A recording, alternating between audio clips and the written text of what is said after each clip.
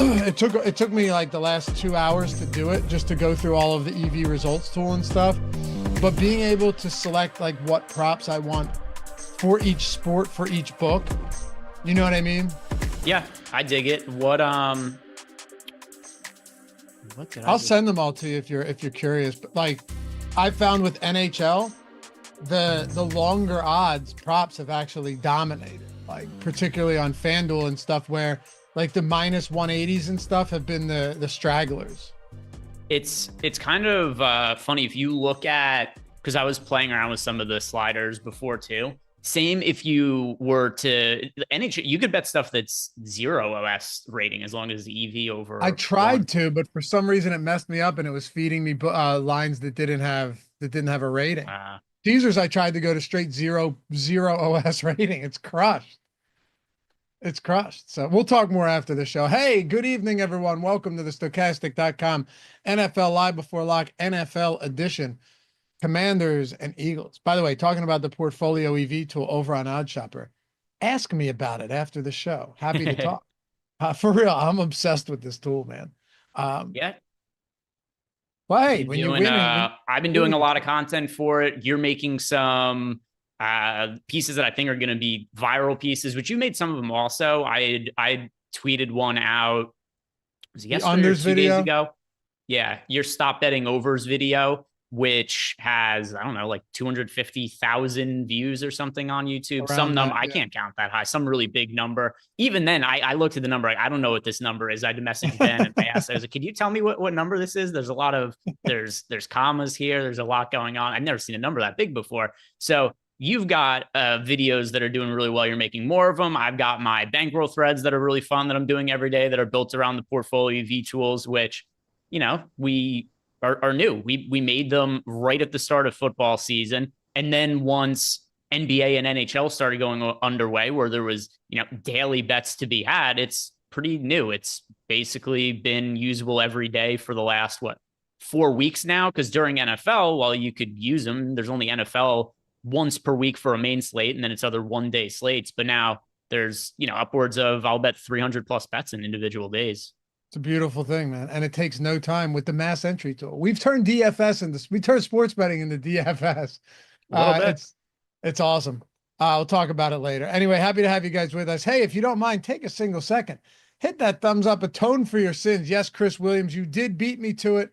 He super chatted us trying to beat Laffy to this, but atone, folks, hit the like button, bring yourself some good karma. Yes, sir.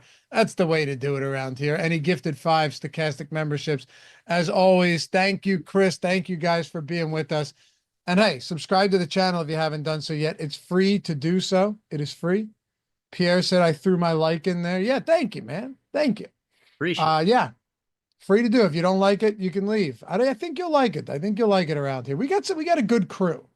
You know, we've kind of downsized the crew recently, you know, but like a solid nucleus. So I like what we've got going on here, man. Hopefully you guys enjoy it as well. We've got a fun show for you and hopefully an informative one. What a game for Thursday night, dude. Commanders, especially for you. Eagles. I know. I'm a little nervous about this one. Winner is going to be in first place in the NFC East because you got the Eagles currently 7-2, Commanders 7-3. So the winner will not only have the half game lead, but then also they will have taken the first game in the series between the two. So big implications, because if one of these teams, you could almost guarantee that if one of the Commanders of the Eagles was to win both of the games in the matchups against them, that they're going to end up winning the division, because not only do they obviously get those 2 games they pick up in the standings, but also holding the tiebreaker. And I'm curious to see how legit this Commanders team is against high level of competition, because we've seen them beat some of the lower quality teams. They played a competitive game that they slightly lost against the Pittsburgh Steelers last week. And to me, if the Commanders were to go out here and really put on a great performance and beat the Eagles, then I think we're taking them seriously as a Super Bowl contending team. But if the Eagles go out and I know this is only a 1-game sample size, so this is a little bit me being hyperbolic, but there's part of this that I think is true as well. If the Commanders were to go out and beat the Eagles and look really, really good, I think that makes them contenders. But on the flip side too, if the Eagles run over the Commanders, then I think, hey, really nice young team, but probably a year away or so. Yeah, it's tough to say because everything you just said was legitimate outside of omitting that the Eagles haven't faced good opponents either. Like the Eagles faced Joe Burrow and they did a good job of locking him down, but Trevor Lawrence almost had a massive fourth quarter, like heroic comeback. They faced Daniel Jones and the Giants, ran them off the field, beat the Browns barely by 4. Granted, the Bears would not have scored had it not been for that blocked field goal. And then who did the Eagles face last week that they beat up on? The Cowboys with Cooper Rush. Yeah. So I think this game's going to be more telling from both sides, dude. True.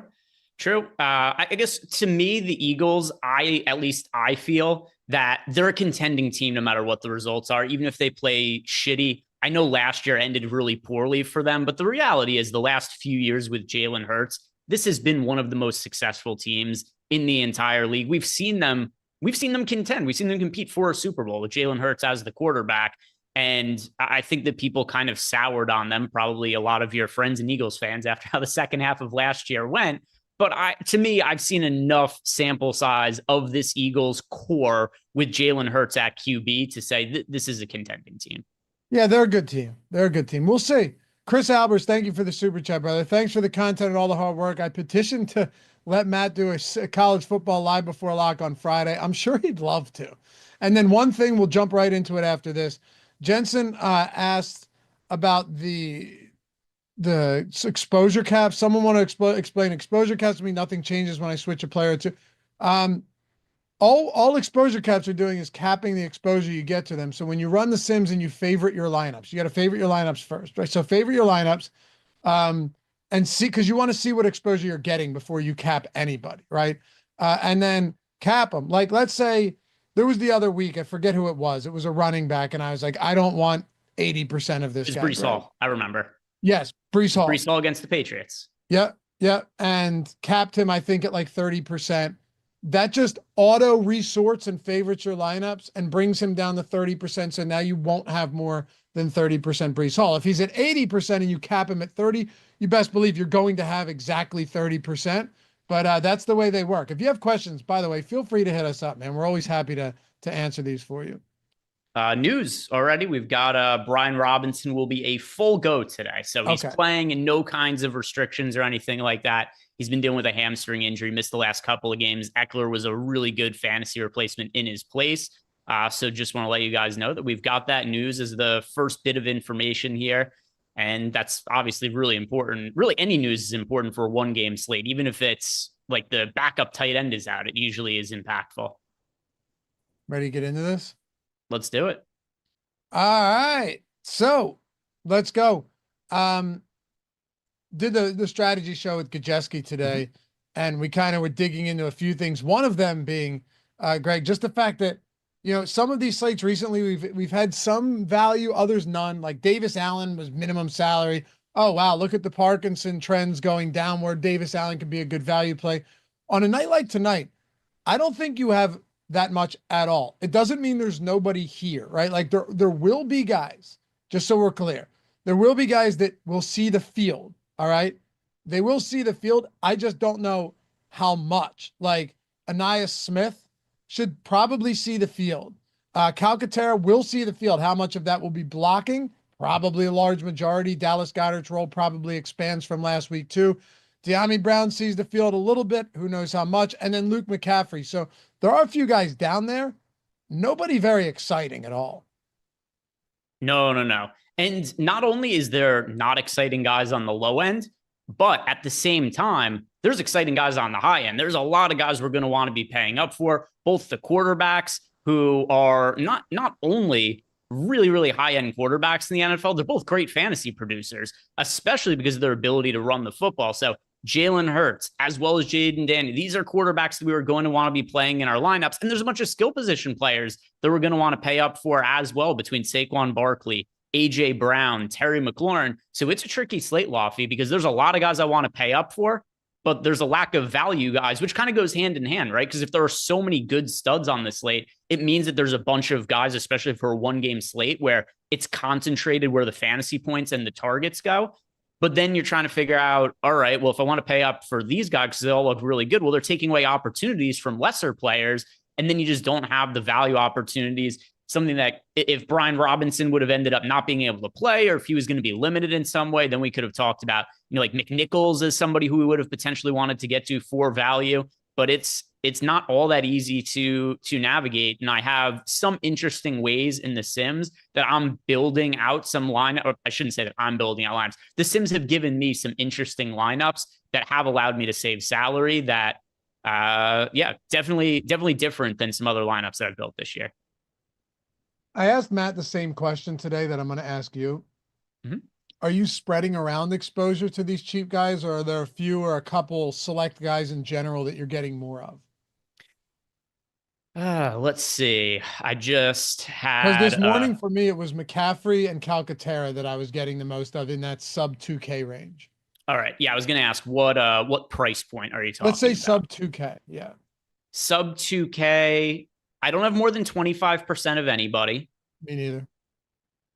I've got a couple of cheap guys here, but I don't feel great about any of them. But I'll give you the names of the guys who I have. The one I have the most exposure to is Luke McCaffrey. At $1,200, he's in 23% of my lineups.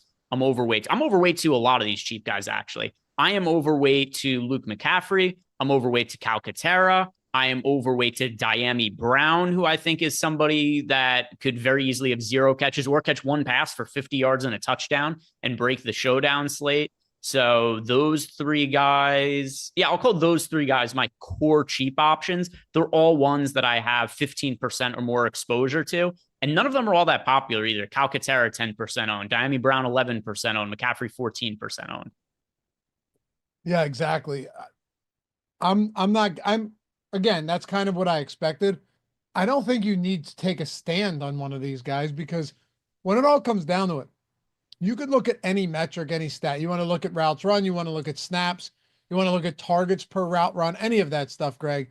I'm not necessarily sure there's one guy that you go, wow, he just looks better than everybody. Like Calcaterra played 62% of snaps last week, only ran 10 routes though, was targeted once, and Goddard was in his first game back. Maybe, and Matt made this point, maybe you start seeing Jahan Dotson's role shrink going forward because he's been highly ineffective outside of, 2 long receptions in each of the last 2 games. Maybe they start liking him more. I don't know, but maybe Anais Smith ends up getting more work. Maybe you can't use Johnny Wilson in that capacity though. He's basically a guy they just use in the red zone. And then of course in chat today, many people going back and forth with Matt and myself saying that this is a Jahan Dotson revenge game and you must play him at 4K. One thing that's funny about Jahan Dotson and this matchup, I remember when the Dotson trade first went down, and the Twitter responses immediately were people saying, oh my God, the Eagles ripped off the Commanders. They got Jahan Dotson for a 3rd round pick. That's more than what guys like DeAndre Hopkins get traded for. So the Dotson trade, it's crazy to think some of the players that the Eagles could have had for that draft pick instead. I mean, Amari Cooper, DeAndre Hopkins, trying to think who else, Devontae Adams. Like there were some really, really high-end players that were traded for that kind of draft compensation. But anyway, as far as Dotson goes, the problem I have with rostering him is the Eagles traded actual draft pick compensation for him, meaning they intended to play him. And then I assume he got in and through practices and training camp, he must have just performed so poorly that they've never given him any kind of opportunity, because he hasn't had a chance to succeed this year, which has to mean the team just ended up finding out that he's not nearly as good as what they thought they were getting when they traded for him. It certainly feels that way. And they've had massive, we saw games, no AJ Brown, no Devontae Smith, and they still weren't able to get Dotson involved. No, he was on the field too. It's not like he wasn't on the field. He was on the field. It's just they haven't been able to do anything with him. So, I mean, if Nick Sirianni does some stupid Nick Sirianni shit today and tries to get Dotson the ball, maybe that works out. It's possible. Maybe Dotson ends up, it's like, oh, wow, look at that. But up until this point, he's just been wildly unproductive, despite being on the field. I mean, they were targeting guys like Paris Campbell over. Matter of fact, that game that AJ Brown went down, the first one that he was out against Atlanta, Britton Covey saw 7 targets or something. Yeah. And Jahan Dotson wasn't used at all. So, I mean, realistically, Dotson's targets per route run is probably at like 2% this year. I'm not even kidding. Like if I had to go ahead. I was gonna say the Covey slate, that was the one where I remember you and Matt were pushing him on live before lock at really low ownership. What ended up happening in that game was, I mean, none of us really, even you probably as a diehard Eagles fan, was probably not that informed on who Britton Covey is. And all of a sudden, I knew because he's been our kick returner forever, and he's a kamikaze. He's a nut job. It's the only reason you know about him. As a wide receiver, he had gotten basically no work ever. No. And then we found out right before the game, probably like 15, 20 minutes before that game, we were seeing Eagles reporters, or at least one reporter that I could recall. I don't remember the name. I just remember seeing the tweet that he was warming up with the starters on the field. And kind of the idea going in was that Dotson was going to be that guy, and ended up being Covey instead. And we found out right before lock, he was really cheap. He was really low owned. And if that's a situation where Dotson can't get opportunities because the Eagles like, nah, we'd rather throw the ball to Britton Covey, I just don't know that there is an opportunity for him. We're going to find out tonight. I'll tell you that. We're going to find out tonight. It's hard to say. Mike says Dotson's a contested catch guy. Hurts won't throw them to him. Yeah, I don't know, dude. I mean, I guess the question is, why would you be throwing contested balls to Jahan Dotson when you have AJ Brown and Devonta Smith, right? Like that's tough. He's also mispriced. There's no reason he should be 4K on DraftKings. What's the most fantasy points he scored this year? It is 4. He had one catch for 36 yards against the Jaguars to score a season high 4.6 fantasy points. He had one target that game. So if that's been his high watermark for the year, and he's basically never been involved at all in the offense, why is he 4K? Why is he not $1,000 or $1,500 like the other cheap guys? Yep, exactly. I don't know. Only because he's on the field a ton, but that's really all he does. That's pretty much where value's at right now. I think McCaffrey looks perfectly fine here. If I'm looking at my exposures to some of these cheap guys, it's going to be just looking at the flex, because you're not going to get any of McCaptain. Yeah, Calcaterra, Luke McCaffrey. Who else? I have like a little bit of Ben Sinnott. Ben Sinnott. There's nothing here. When you go all the way down, you're probably getting to some of these guys that you would never get to otherwise.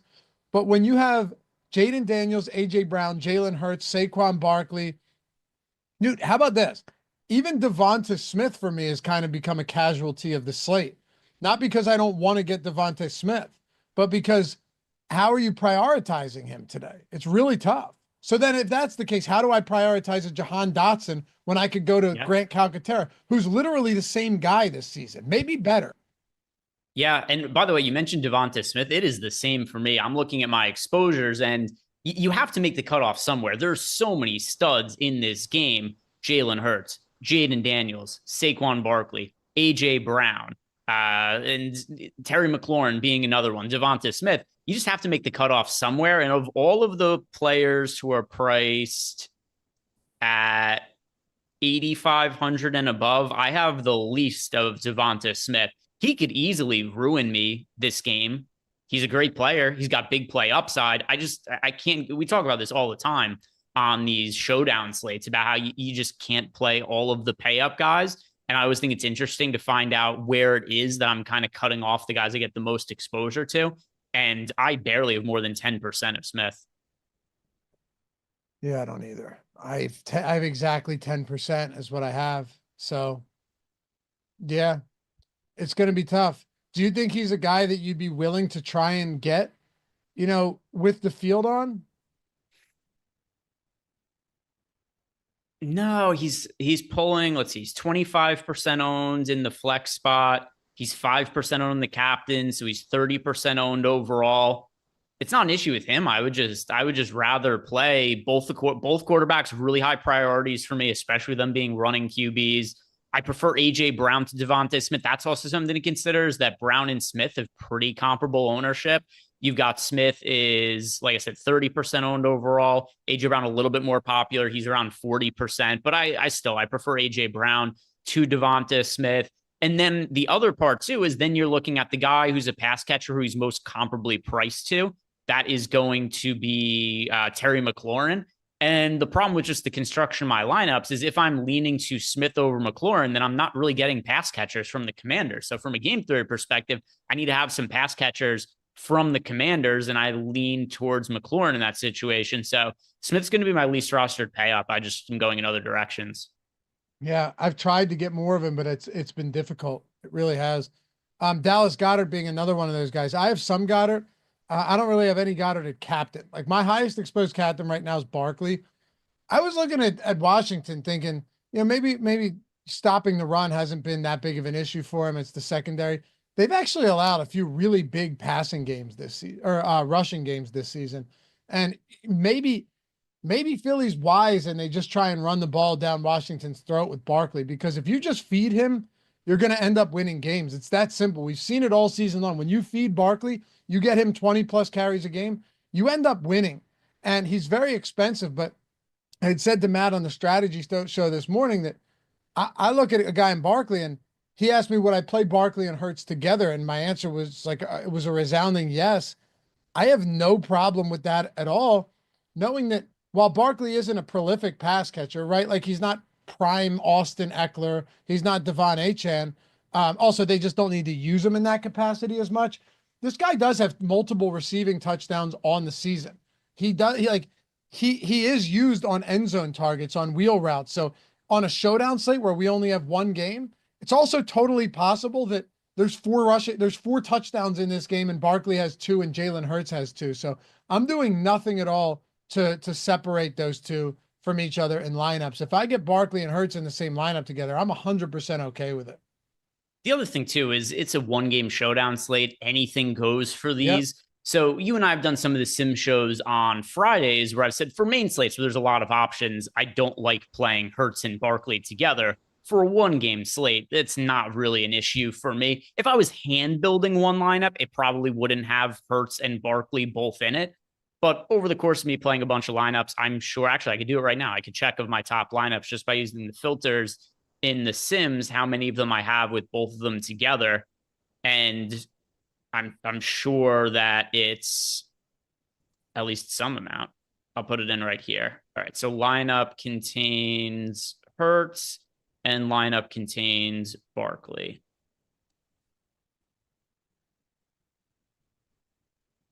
And yeah, this is actually even more than I could count just by looking at it right away. I've got a ton of lineups in both of them. Because it makes sense on a slate like this. They're both projected really well. Hurts can get it done in myriad ways. So yeah, I'm on board with it. There's nothing to shy away from. But really, like my exposures. All right, how about this? If I look at my exposures in the flex spot, to Philly, I'm not. How much AJ Brown are you getting at captain? Because as it stands right now, I'm getting a ton at flex and less at captain. A ton at flex and less at captain. Whereas at captain, I'm getting a lot of Barkley, a lot of Hurts, less AJ Brown, but I still have 60% total AJ Brown right now. Yeah. So earlier today, I was getting a lot of AJ Brown. He was my highest exposed captain. Yeah. When I recorded, because I do shorts for the main slates, I do shorts for the primetime slates, and then for NBA, I try to do shorts on the YouTube channel as well, but sometimes it doesn't make sense if it's something like there's a ton of players on the injury report, and then I just feel it's kind of a waste of my time because it's just a bunch of stuff that's going to change and it's not going to matter. But this morning I had 36%, I think was the number of AJ Brown in the captain spot when I just did a first run and didn't change anything. I'm still overweight to him. I have him in 16% of lineups, and he's pulling 12% ownership in the captain spot, but it's about half of what I had earlier in the day. I am more often than not paying up at the captain, and it's primarily the quarterbacks. Jaden Daniels and Jalen Hurts are making up a ton of my lineups in the multiplier spot, as well as them in the flex. So that's where I'm leaning. And then if I'm going to a skill position player, Barkley and Brown, they each show up in the mid-teens for me. And then I've got some really weird cheap captains that are showing up in lineups as well. Who are your weird cheap captains showing up? Well, one of them's on screen right there. It's the same to some extent to myself, Jake Elliott. I don't have quite as much as what Jordan got in his Sims run there, where he's got 16% of him. But I don't mind this being a slate to play a kicker in the captain spot, not because I think that Jake Elliott's going to go out and score 20 plus fantasy points or anything like that, but more so because if he goes out and he kicks 3 field goals, makes a couple of extra points, there are so many studs in this game that I really do think you could get 12, 13 fantasy points out of a mid-range option that's in the winning lineup, because if Jalen Hurts, Jaden Daniels, if they both have big rushing games, and then Saquon Barkley, maybe he scores 20 fantasy points, you're going to have all of those guys in a lineup together. And it's just really hard to find super cheap guys to fit them all in. So the way I actually think it makes the most sense to get a lot of studs in lineups is to play some lineups with kickers in the captain spot, because I have lineups with both Zane Gonzalez and Jake Elliott as captains. How comfortable with you as far as exposure goes are you to the kicker captains? Like, how comfortable are you getting 15% Jake Elliott at captain? Yeah, so I have 9% of Jake Elliott right now. I have a little bit less of Zane Gonzalez, but they're projected to be very low, as they would be. They're kickers for the captain spot. We got Jake Elliott pulling 2% or 2.5% ownership in the captain spot. Zane Gonzalez 1.5% ownership. So those are my 2 favorite contrarian captains, the kickers. Which, how many just kicker slates have there been in general? If I'm not mistaken, the winning lineup on Monday actually was a kicker captain. Definitely, it had to have been, right? That game was terrible. It would have been Cardi. He made 5 field goals, attempted 6 of them. Yeah, there's actually been 2 slates in the last week that had a kicker captain that won. I'm not surprised by it at all. You know, especially when you look at some of those games. Now, this one's seen the total bet up to 48.5. So that's definitely one of those spots where it's possible. It's possible that Jake Elliott just has to drill 5 field goals, and he's totally capable of doing so. The weather's fine. It's cold, but you're not going to be bothered by it. Yeah. I mean, ultimately, though, it's never – this is why the Sims are super helpful, because if you're hand building a lineup, and I actually saw some people in chat saying they were getting to some captain kicker earlier in chat. But if you're hand building lineups, like 5 of them, right, Greg, without any input from the Sims, from the single lineup Sims, any of that stuff, how much kicker captain are you getting?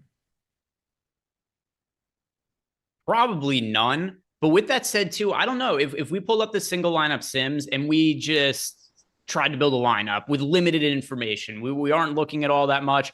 You and I are just going, these are the guys we like today. We're playing the slate like the standard guy who's building his lineups while taking a shit or something like that, and just plugging players into lineups.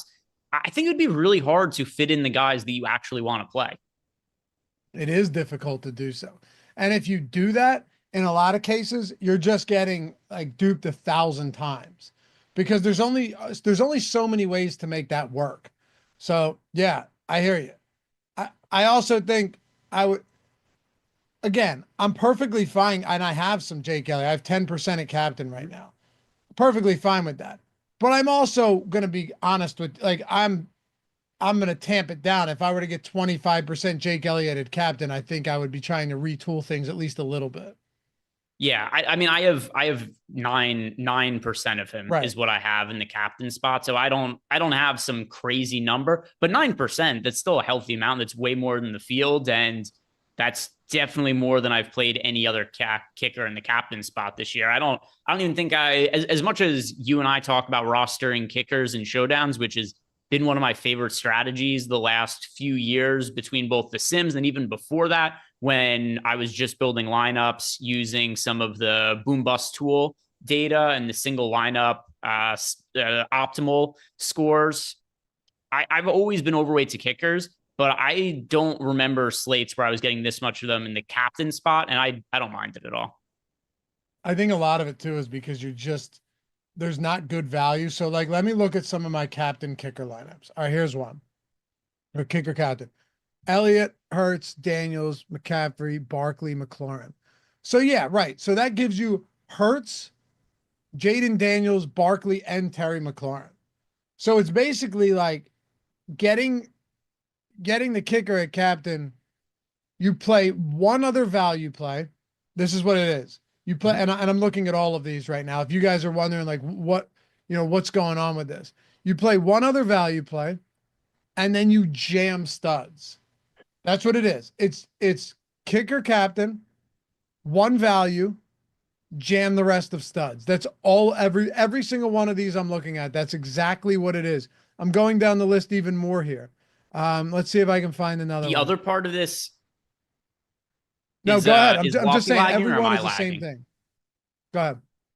Oh, so something went weird. I don't know if it was your internet or my internet, but all of a sudden you paused for me and there was no words. And all of a sudden it all caught up and it was like you were speaking a million miles per hour. I don't know if that was an issue on my end or your end, but I was confused as shit right there for a second. Oh, you're good. Go ahead, man. I was just saying that every one of these lineups with the kicker, the captain spot is one kicker at captain, one value, and then 4 straight studs, like all expensive studs. Oh, by the way, anybody in the YouTube chat, just let me know for my own interest. Did you guys see that as well? Or was it just an issue to my internet? So it wasn't me? Right. Okay. So it was me then. It was me then. Okay. All right. Good to know. So the other thing I wanted to point out with kickers, Zane Gonzalez is $5K on FanDuel. He is priced at the flat min, and that is a mistake. He looks like a terrific option over on FanDuel. And for people who are wondering about his ownership, he's projected a little bit under 40%. Yeah, that's crazy. So 5K, yeah. FanDuel's been mispricing guys left and right lately. Yeah, what else do they have on? That's the most egregious pricing error there. Zane Gonzalez at 5K. If you guys are building one single lineup on FanDuel, I highly recommend you put Zane Gonzalez in it. Zach Ertz is a little bit underpriced as well on FanDuel at 8K, but the Zane Gonzalez one is just a flat out misprice. I'm surprised people are hearing for the first time where you said the standard guy building a lineup while taking a shit. That's been our shtick for a while on this show, where we talk about the single lineup sim, the contest or the lineup generator. You sit down, you fire one off. Maybe you come home from work, right? It's late. You're like, let me get away from the family for a couple of minutes, build some lineups out here. You say, hey, honey, I'll be right back. It's going to be a heavy one. And you take off upstairs to the bathroom and hibernate for a few minutes. You can't tell me you guys have never done that. Come on. It's the ultimate man's getaway.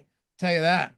But it's all of these lineups are unique. Are there other unique ways, do you think, to build today? Because the kicker at captain is unique on any slate, but on this slate, it's even more unique because there's so many high-priced quality options. Usually when you see kicker owned at captain higher or people willing to go there is when it's like an ugly these 37.5 point total Thursday night football games. And they're like low scoring game, should play close to the spread. Let me get the kicker in there. That works. This is one of those unique situations where you've got a million guys to pay up for. By the way, shout out to Pierre, because this is hilarious. He said, I do most of my phone work while sitting on the throne. Exactly. Exactly. Yep. That's where you got to build those lineups. I know it's when the man's best. It is the amount of times where I have stood up and fallen into the wall in front of me because my legs fell asleep. Countless amount of times where I have gotten up and gone, and knocked into the wall. I mean, if I didn't have a phone, if you didn't have a phone, you'd be in there for a couple minutes, right?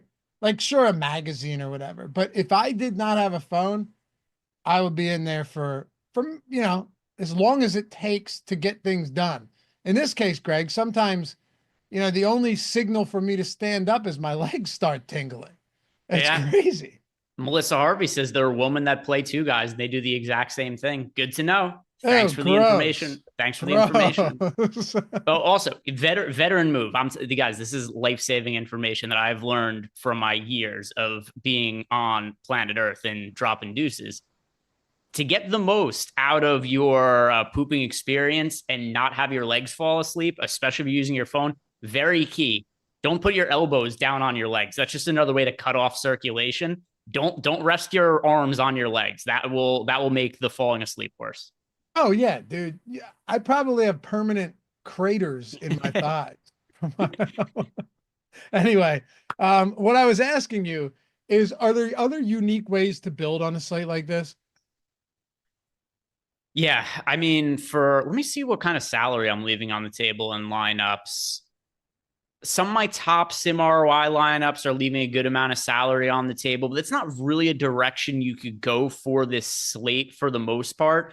I don't have lineups leave nearly as much salary on the table as I typically would. The reason being is there are so many studs I want to pay up for. I don't want to play like a Zach Ertz over an AJ Brown, for example. And it's not to say I don't like Zach Ertz for this slate. I'm just using it as an example that it's not a spot where I'd be looking to cut salary. So leaving salary on the table, that's not the way to get different for me on this slate. That usually is a direction I like to go. So kickers at captain, that's certainly one way. And then the other one as well, some of the guys we talked about right at the top of the show who are not all that popular. If you go and look at some of the Luke McCaffrey type guys, he's 14% owned. Grant Calcaterra, he's projected for 10% ownership. Diami Brown projected for 10% ownership. I'm 1.5x the field on a handful of these really cheap guys, the ones that I read off right there. And I think that's another reasonable way to differentiate some lineups. Yeah, it probably is. We had a couple questions on Brian Robinson too. So yeah, not a lot of it. Now let's be very clear here. If Austin Eckler ends up somehow breaking this slate, I will lose every cent that I have on this slate. Okay. I have no Austin Eckler. I think that's as much of a prohibitive price point as you get to. DraftKings tried to hedge, but there's no real right way you can hedge with a price point like that. You can't.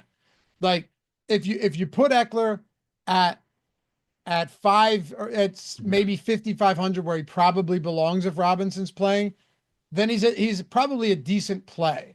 But if Robinson doesn't play, then Eckler's in 100% of your lineups. Yeah. If you put Eckler at 9K in the event that Robinson doesn't play, he's not a bad play. But if Robinson plays at his 8 or 9K, then Eckler's essentially unplayable. So there wasn't really a right move there. I assume you agree. So I don't really think there's much to get to on that. But what do you do with Robinson today? Yeah, I'm not getting to him either. I don't have really any exposure to the Commanders running backs. I have 1 out of 150 lineups has Austin Eckler, so essentially none. If somebody had a lineup with Austin Eckler, or if somebody gave us a 2v2 and one side at Austin Eckler, it's pretty much always going to be the side that doesn't have Austin Eckler for today. And then as far as Robinson, because you just asked me about him, I have the same issue with Brian Robinson. Falls into the same camp as Devonta Smith, where, yeah, there's an upside for him from a fantasy perspective, but also he missed some time because of a hamstring injury. And Eckler played at least decent enough in his absence that I think Eckler is going to continue to play a decent role. It's hard for me to roster Brian Robinson over any of the other pay up options on the slate. And he also is pulling a little bit of ownership. It's not a ton, but he's over 20% owned at $8,200 on this slate. He is, what is he owned in the captain spot? So he's 3.5% owned in the captain spot. And then Brian Robinson, 20.2% owned. So right around 25% ownership overall. I have him at about 10% of my lineups. There's just other pay up options I prefer to Brian Robinson. And to what you said before, yeah, if Robinson was out, I would have liked to roster Eckler, but that's not the case. If I'm choosing between the two, I lean towards Robinson. But if you're building 1, 2, 3 lineups, I wouldn't have Robinson or Eckler in any of them. No, it's tough. Corey Balmer, Laffy, this happened a few weeks back with Mason and Garendo broke the slate. Correct me if I'm wrong, Corey, and I'm being sincere here, because DraftKings does some weird stuff with pricing, but generally not on showdowns. When it comes to the backup running backs being like 6K, I can't imagine Garendo was priced high. Like, if anything, what wouldn't Garendo have been, maybe max 4K in a spot like that? Max. Maybe check. Here's the other issue, though, with that game also, where this has always been the range of outcomes that could happen. If you guys remember, Jordan Mason got hurt in that game. He got hurt. He left the game. I think he came back for one play and wasn't feeling it, went back to the sidelines. Garendo is playing well. And they're just like, there's no reason for us to bring Jordan Mason back into the game at this point. So there was also an injury that was involved. That could always apply to any player as well. You could have the starting running back gets hurt, backup running back breaks the slate. Second wide receiver gets hurt. Somebody else has to step up. All of a sudden, that guy's breaking the slate. It hasn't happened in a meaningful amount of time, but showdown slates, it used to be a thing where people would play backup quarterbacks and root for an injury. And I think I went 2 years doing showdown shows where at least once per show, somebody would ask, can they roster a backup quarterback for the slate? Hasn't come up in forever, but I don't like building my lineups with the event that, hey, if an injury happens, this guy's in a good situation. As many injuries as there are in football, it's too infrequent for it to be something I want to build my lineups around, because if the injury doesn't happen, which is far more likely going to happen than not, then that lineup's completely dead. Exactly. I mean, you have to thread so many needles to make that work is the thing. Like, not only does a player have to get hurt, but the other player has to get all of the work, and then the other player has to be good, right? That's like, if Brian Robinson ended up getting hurt, let's say midway through the second quarter, okay, well, that's already not great. And then it's Eckler, but what if Jeremy McNichols comes in and steals some goal line work? It's just a mess. By the way, people in chat saying that McNichols was like 6 to 7K or something. Or sorry, Garendo was like 6 or 7K. So 7K. Yeah, I just looked it up. The game against Dallas, 14 carries for 85 yards and a touchdown, 3 catches for 17 yards. And yeah, he was 7K in that game. Yeah. Here's what I'll say though. That still gives me zero incentive to play a guy like Eckler at this price. Like, yeah, it's everything you just said. Like, it happened with Garendo, yes. But does that mean that the next week you guys go and build lineups with that in mind? I don't think you can do it. No, it's too hard. There's multiple things that need to happen as well. This is the case I used to always make about the backup quarterbacks is here's everything you need to happen for that backup to end up being optimal. First off, obviously the injury would have to happen for him to get on the field, but the injury in itself is not enough. It has to happen early in the game. If the injury happens in the fourth quarter, it's still not enough playing time for it to matter. So you need an injury to happen. You need it to happen relatively early in the game so it happens enough opportunities, at least first or second quarter. Then even past that, they have to play well. That's a whole nother hurdle to get. It is hard enough to figure out who's going to play well amongst the players we actually know are going to be playing. And then another wrinkle, not only do they have to play well, they still have to outscore all the other players in the game. So it's not easy to build lineups and predict an injury. The thing is that when it happens, the Garendo situation or Marcus Mariota wins a GPP as a backup quarterback on Showdown, everybody thinks it's some big edge to be had, but then you do it and you realize you just get your ass kicked 999 times out of 1,000. Yep. Right. And Esco Jr. says the stats say they are a 2-back team. Eckler is relevant. Yes. This is a, okay. And then John said, Eckler isn't a backup though. Why you guys keep talking like he has no role with Robinson on the field? If the Commanders go down early, Eckler will be on the field, period. Yes, of course. But these guys aren't all, this isn't preseason pricing. So if you're doing that, then you still, he's priced as the starter. He's priced as a starter. Right. So like you're paying for Eckler, whereas look above him. Like he's not that far separated from some of the top options on the slate. So are you paying $8K for a timeshare back that probably does need an injury at that price point? I don't know. Look, you guys make your own decisions. If Eckler has a good game, that's great. Send us the screenshots. As long as you're rocking the Stokastic avatar, I'll be happy for you. Also, before we get into some other stuff here to close this one out, still got 1,700 people watching with us. So shout out to you guys. Thank you for everyone who is taking a second to atone and hit the thumbs up and subscribe. If you guys ever wanted access to the Sims tool, to the single lineup sim that, Matt and I use every morning for the show, the Sims tool we use every show that I use every day to build lineups. It's made my life a whole lot easier doing these live before lock shows as well.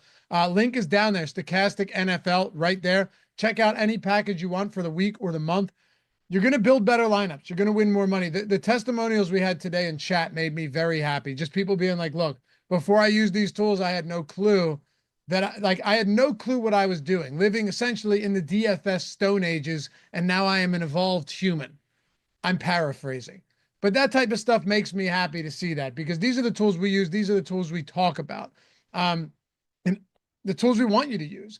And if you guys wanted to, There is one very simple and essentially free way to get them. Just sign up with any of our sportsbook partners. Go to that first link in the description, the one in the chat. Okay, this is it. Scroll down, you'll see claim offer. Sign up on any of these sports books, any of them. And as many as you sign up on are as many months free as you get of the core monthly package. It's $100 value. All of the tools on the site for NFL or any sports you want. You can mix and match sports. Sign up on any of them. Get your bonuses. Get your deposit matches. You're benefiting their app from the jump. And then email us at support@stokastic.com. All you got to do is take a screenshot of your first settled bet and your first welcome email. That's it. Like, so if you were to sign up now, right? Here's what, let's say the slate locks, you get your lineups in. You sign up and you have to click claim offer or it doesn't work. Sign up, you place a live bet on this game. You have a feel for something. You think you have a read. That bet settles, screenshot it. Screenshot your welcome email. Send it over to us after you've deposited, placed the first bet, gotten your bonus bets. And by tomorrow morning, you're locked in for an entire month. Week 11, 12, 13, 14. That includes the Thanksgiving slate and all of the games included there. So no better way to do it right now. It's the best promo we've got running, and I don't know how long we do it for. So there you have it. Link in the description and in the chat. Follow those 4 simple steps. Hit us up at support@stokastic.com.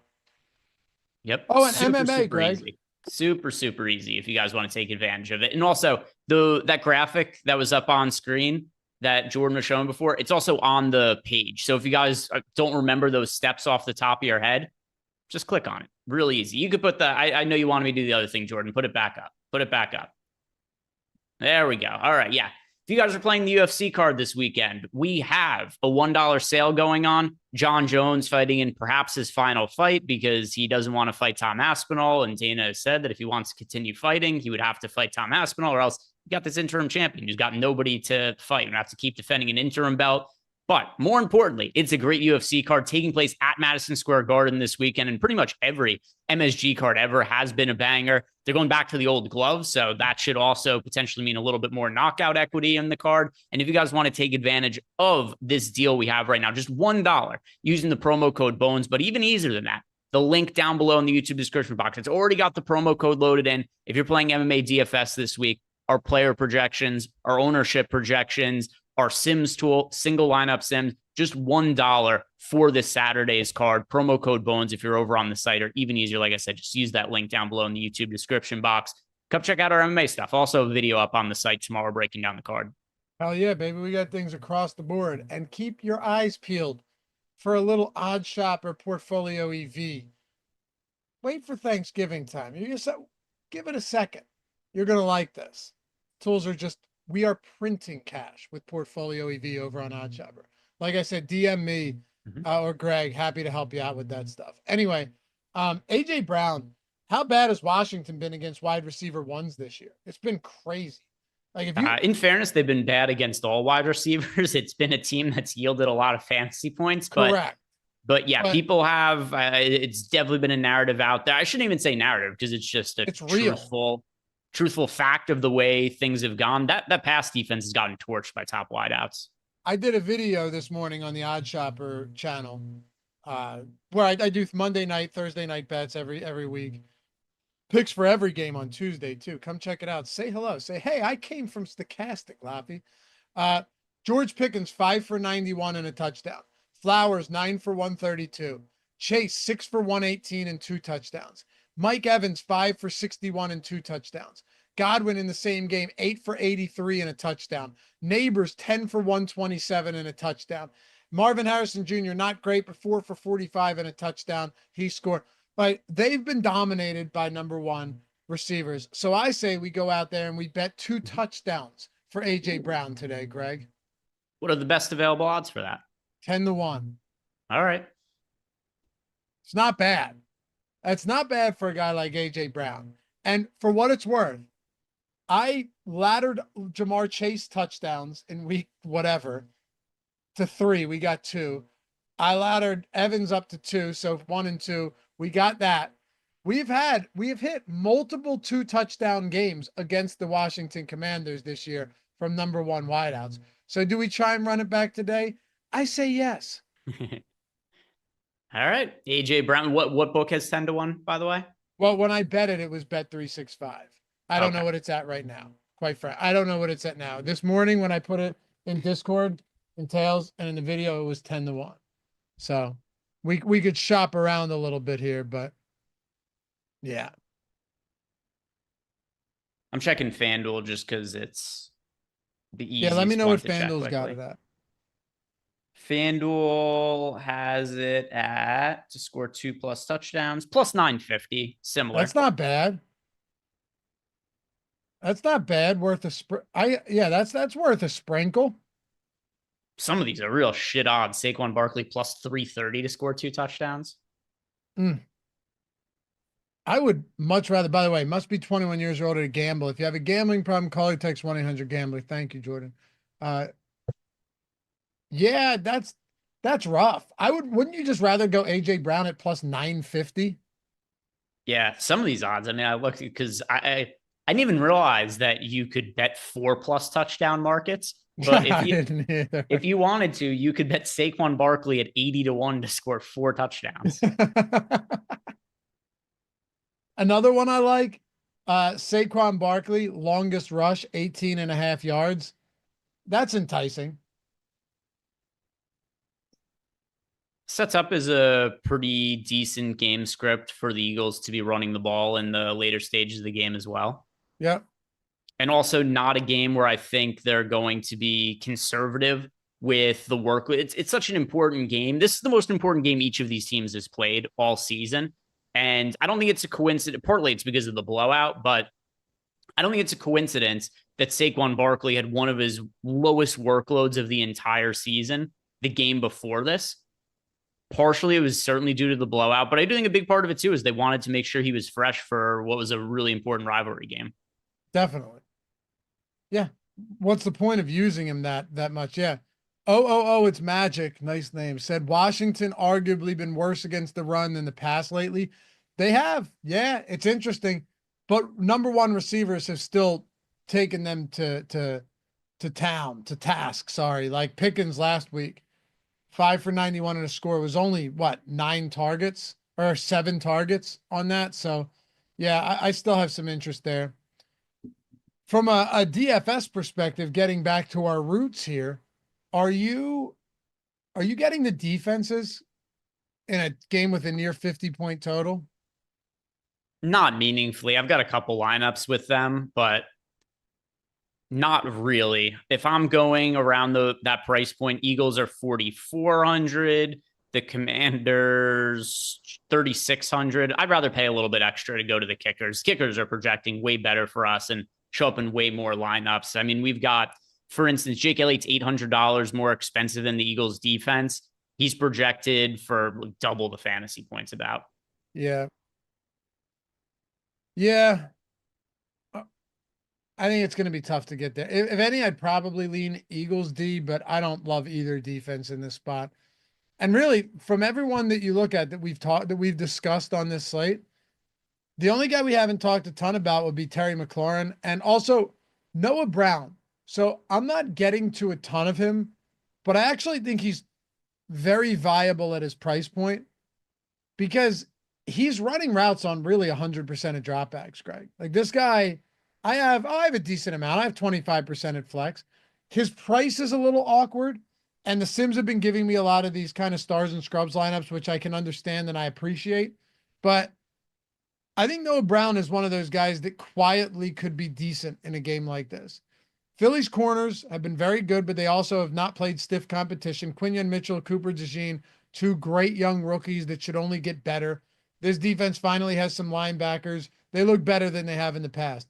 But when you look at Noah Brown and you think, wow, how about this? He's playing the same amount of snaps, running the same amount of routes, and getting the same amount of targets as Terry McLaurin over the last 3 or 4 weeks. McLaurin's clearly better than him. But at his price point, 6,200, Noah Brown's not a bad play today at all. He's my 3rd most rostered Brown in this game. I have some lineups with him. I just don't have that much. The price point's a little weird at $6,200. A lot of those guys in the mid-range don't end up making it into a lot of my lineups, not just for today, but just in general. My lineups are really geared towards stars and scrubs for this slate. I barely have more than 10% of Noah Brown. I prefer to go cheaper to enable me to pay up for more of the studs. So in the mid range, you have more De'Ami Brown. Is that what you're saying? Yeah. I have more De'Ami Brown and obviously more AJ Brown, and then Noah Brown third. I have more than 10% of all of them, but he's my least favorite. My least favorite Brown. And another thing too, if I had to roster somebody in the mid range, I'd rather go to Zach Ertz than Noah Brown. Yeah, Brown's been used a lot though. So is Ertz. What? I said so is Ertz though. Yeah, Ertz has been out there. He has. I have about the same amount of both of those guys, honestly. And then with Terry, like Terry feels like the tough one because he's at 9K and he's really good. I mean, Terry McLaurin's awesome, but a lot of these weeks he hasn't done it on big volume, Greg. Like he's done it on efficiency. And that always scares me on these showdown sites. Yeah, Ertz is the opposite. Ertz is somebody who's been wildly inefficient, but they just feed him targets. Exactly. 4 catches on 8 targets for 31 yards last week. The game against the Bears, which is a really low scoring game, he was targeted 11 times. He had 7 catches for 77 yards. There was a game against the Browns earlier in the year where Ertz had 8 targets. He caught 2 of them for 10 yards. It's a lot of volume that he gets, though. He gets plenty of volume. I'm not worried about that. But yeah, you're right. It's just wildly inefficient. But he's here and he's going to get some work today for sure. Facing his former team, by the way. Why is nobody talking about the Zach Ertz revenge game?